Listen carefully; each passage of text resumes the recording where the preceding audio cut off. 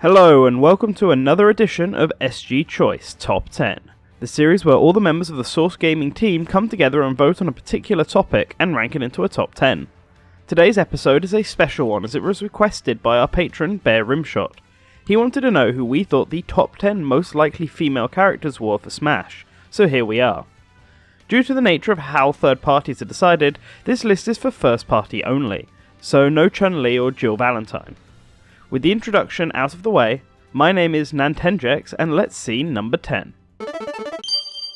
Many casual gamers outside of Japan may not be familiar with our first pick, but Lip was the magical flower fairy and protagonist of the Panel de Pon series, also known as Puzzle League worldwide.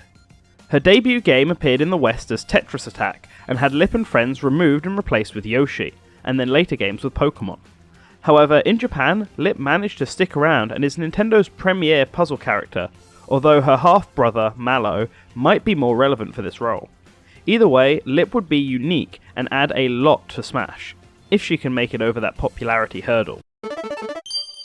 Going from an old character to a new one, Suzy was the main villain of Kirby Planet Robobot on 3DS. She pilots her own mecha and helps the Holtman Corporation mechanize the denizens of Dreamland. Suzy got a lot of promotion from the creators, HAL Laboratories, around the game's launch and during the 25th anniversary. She was their Twitter mascot, Q&A representative, and got her own 3DS theme. She's also quite unique with her mech and survives Robobot, showing signs that she may come back in the future in the same way Daroche and Magolor did. Only time will tell. A problem with Star Fox characters in Smash is that many play the same. In their original games they all fly around in R-Wings and all have mostly the same abilities, the one exception being Assault, which had more weapons and ground-based combat. But Crystal is different. She has an obvious difference with her fighting style, as she uses a staff in her debut game, Adventures, and this would allow her to play differently in Smash.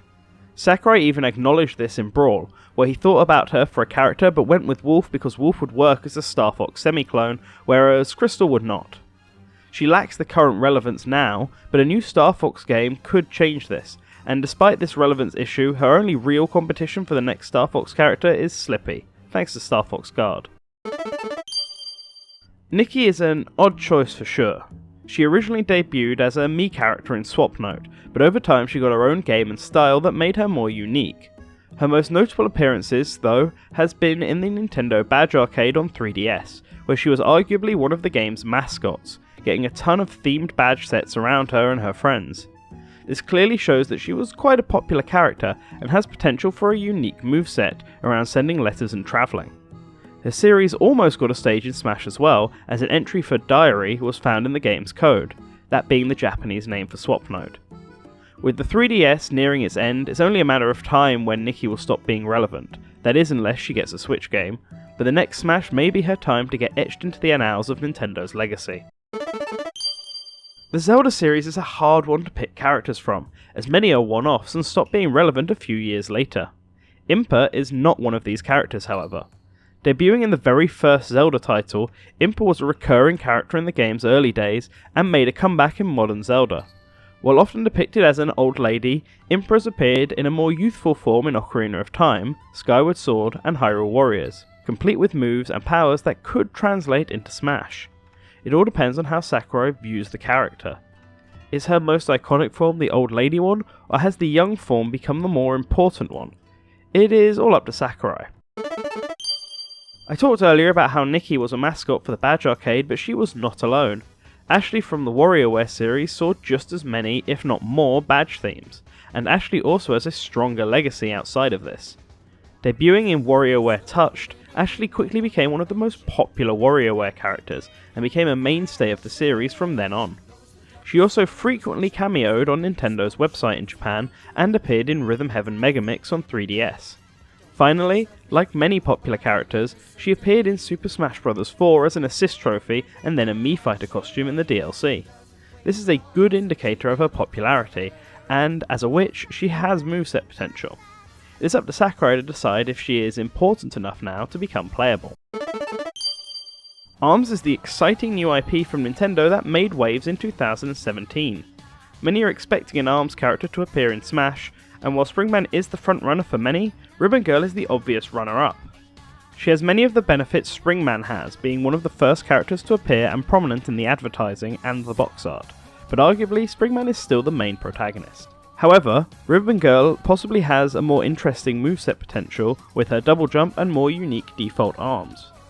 Even if Springman does get in, there is a possibility of a Ribbon Girl semi-clone added at the end, so there are plenty of options in her favour.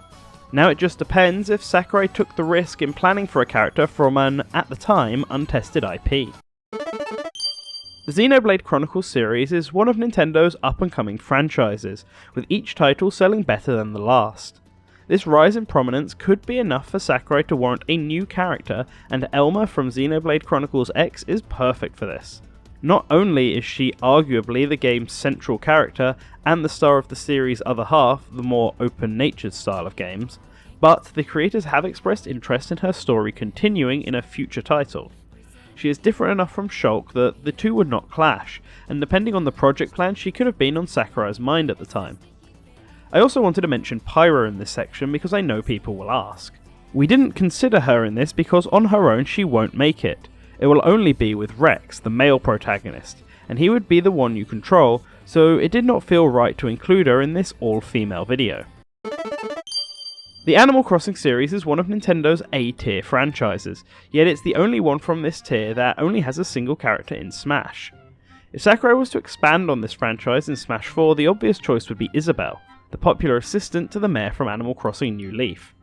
She is arguably the series' mascot at this point, having many of the benefits of characters we have previously mentioned. She was a Badge Arcade mascot like Ashley and Nicki, she is used extensively on social media as the face of Animal Crossing, and has her own themes, much like Suzy. She's appeared in every title since her debut, and has her own amiibo. Also like with Ashley, she appeared as an assist trophy in Smash 4 and a Mii costume for its DLC. The only thing holding her back is whether Sakurai thinks her fighting is in character or not. She may be better suited for a support like in her actual games. She's also one of Nintendo's few remaining All-Stars, just like our number one pick. But before then, let's cover some honourable mentions. Just behind Lip in the running and the original 10th place before some last minute votes was Paula from Earthbound, the actual psychic user. I also threw in Kumatora because honestly we completely forgot about her. Sorry, but all the reasons people voted for Paula apply to Kumatora as well. Paula just has slightly more prominence as Mother 3 is yet to be released worldwide. Two other characters from the same series that people want for Smash are Fire Emblem's Lyn and Anna. Lyn is one of the series' most popular characters and the only one from top 4 heroes to not be playable yet in Smash, although she is an assist trophy. Anna on the other hand is the most recurring character in the whole series, appearing in every game except Gaiden and its remake Echoes. She plays a prominent role in Heroes and has used nearly every non-magic weapon in the series at one point, meaning her moveset potential is through the roof. Tetra is another possible choice for a Zelda rep, being another version of Zelda, recurring and unique as a pirate to what Smash already offers. And Fiora is a popular Xenoblade character and one of the main focuses of the first title. It's just down to whether Sakurai would want to include another character from the first game or focus on a newer title. Then we have Medusa, who we tried to avoid including in this list because we already talked about her in our top 10 villains list. So if you haven't seen that, I suggest going watching it. There'll be a link in the description and at the end of this video.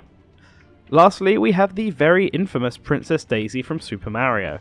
Luigi to Princess Peach, Daisy is quite a relevant character with an amiibo appearances in Nintendo advertising. She just suffers from being primarily located in spin-off titles and being very similar to Princess Peach in design, but not similar enough that she could be a full-on clone. A semi-clone maybe. There are also other Mario characters more likely than her to make it in. Now, on to number 1. A fan favourite in the Smash Bros. Community. Dixie Kong is the heroine of the Donkey Kong series and possibly one of Nintendo's missing all-stars. She debuted in the most popular Donkey Kong Country game of the original 3, and even became the star of the third game. She returned in the most recent title, Tropical Freeze, and is by far the most popular and useful character in that game. She could be an easy addition as a Diddy Kong semi-clone thanks to the two sharing a similar build and similar abilities, except for her hair, and Sakurai once considered her for Smash in Brawl as a part of tag team with Diddy Kong, but she was cut, possibly due to technical reasons. Always the third Kong, Dixie Kong is next in line for that series along with King K. Rool, and we could possibly see both make it into the next Super Smash Bros. Thank you for watching today's video. If you liked what you saw, then please hit that like button and subscribe if you have not already, and hit that bell button to stay up to date with our latest videos. A big shout out to our super patron, the Duke of Dorks, and to BearRimshot who requested today's video. If you'd also like to request a video, then considering donating to our Patreon like all the wonderful people you can find on the left side of this end card. You can find a link to the Patreon at our website. Let us know what you thought of our choices, and always remember to return to the source.